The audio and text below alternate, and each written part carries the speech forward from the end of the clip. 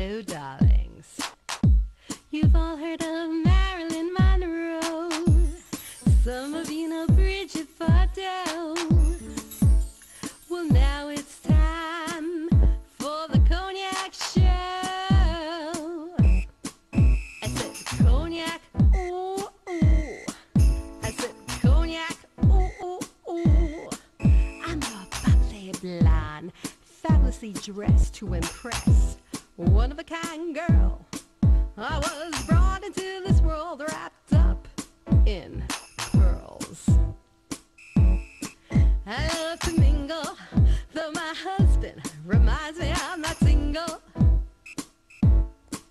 I meet and greet both the famous and the elite. I ride in limousines, drinking the finest champagne, wearing furs, dazzling diamond jewelry. A girl can't complain. I live the upscale life, dining in the finest restaurants, eating the best caviar for free. And no matter how much I enjoy myself.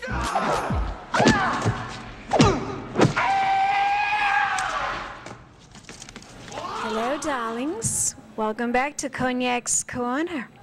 I'm Cognac Wellerlane, and we are here at Asiana restaurant located at 120 East 34th Street. And I am here with this fabulous actor. We all know him best as Taimak. Welcome to Asiana restaurant. Well, I was a martial arts. I'm still a martial artist, but I was doing martial arts. And I was a kickboxing champion, and they were looking for somebody to play that role, very Gordy and Motown. And they did a search around the country, and I was just doing some school plays, so I wasn't really a professional actor. But it was such a role, it was a role that I knew I could play, and everybody else was telling me that I should go out and audition for it. So I finally got in the door, and then the rest is history. Wow, that's amazing. So was it a very thorough casting process? I mean, did they call you back many times? A lot of harassment. Well, that's show business. You know, we all go through that. Yeah. But not to bring it to a sour note, but the lead villain, who's named Julius Carey III, he played the best character in the world named Shonuff, the Shogun of Harlem. He died of cancer earlier this week. You're kidding me. Yeah, and he all the fans of that movie were just heartbroken because it was such, you know, the Last Dragon is a comedy. Oh my God. And he was such the best villain in the world, you know. But did you make a lot of friends when you made that movie on the set? Well, you know, friends, associates, you know how it is, you know. So it was great, but you know, I moved on since then, and you've done a lot of work. You know, when they cast you, did they take a lot of pictures? Was it like were they looking like you? And I know Vanity, of course, was your romantic interest in the film. Right. Did they like take a lot of pictures with you and her together, or vice versa, just to see if there was a chemistry between the two of you? What they did was they cast for my character, and then they had a lot of performers all over the place, soap opera girls, you know, everything. And asked me which one I want to work with, and all my friends were really hot for Vanity back then. And I said, oh my God, Vanity. That's still hot. She's into religion, yeah, huh? she's a pastor, I guess. Yeah. Do you keep in touch with her? Not in a while. It's been like four or 5 years. All of a sudden, this is like instant fame for you. Right. You're the lead in this movie, and you never did any acting before. Just school plays. Just school plays. You're the lead. What was that like? It was crazy. Well, you know, it's a lifelong dream because I always dreamed of something like that.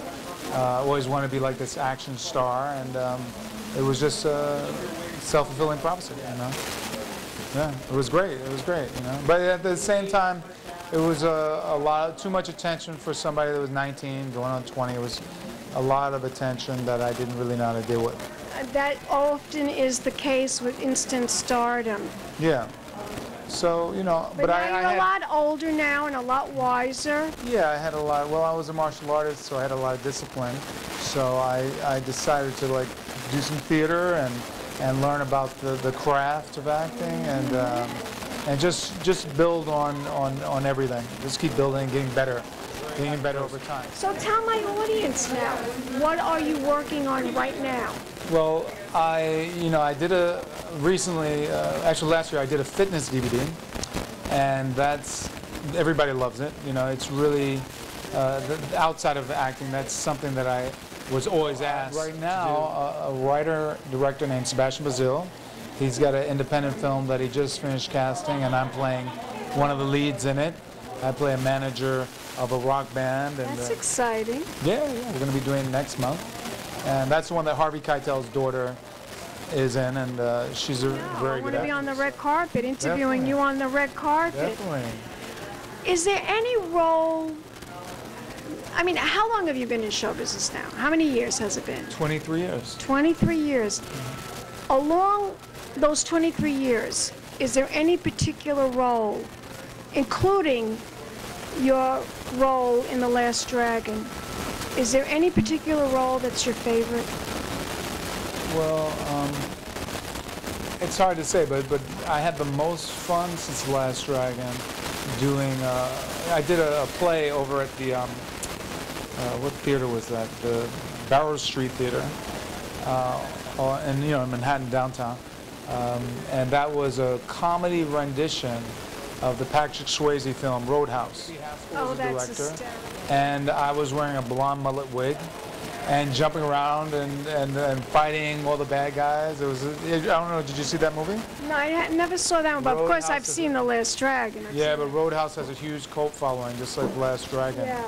And there were always all these fans of The Last Dragon and Roadhouse in the theater, and it was a lot of light moments and drama. Any awkward moments in any films or anything else? In theater, there's always awkward moments because there's always something that's not placed supposed to be there, or something happens and you have to just like go with it or work with it. Exactly. But in film, was there any awkward moments? Well, in action films, you got physical fight scenes, so sometimes there could be awkward moments. Someone's throwing a punch or a kick a little too close to your face. Did you ever get hurt, like really bad? Stop production on the film because of it? No.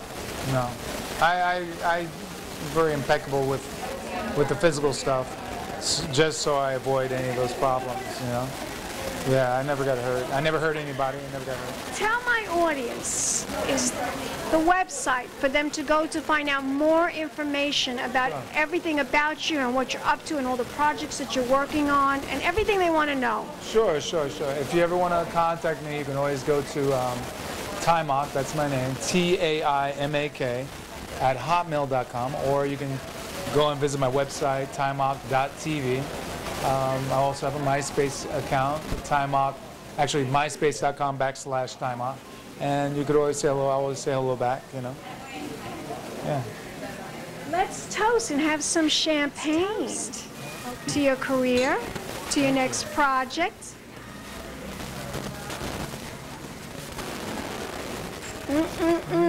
Delicious, nice. Right? Delicious, very light. You gonna give me a kiss goodbye? Keep watching. More celebrity interviews, darlings, coming up. Pink champagne kisses.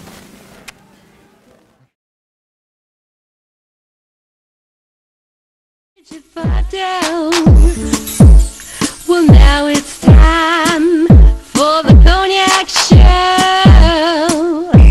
I said cognac, ooh, ooh.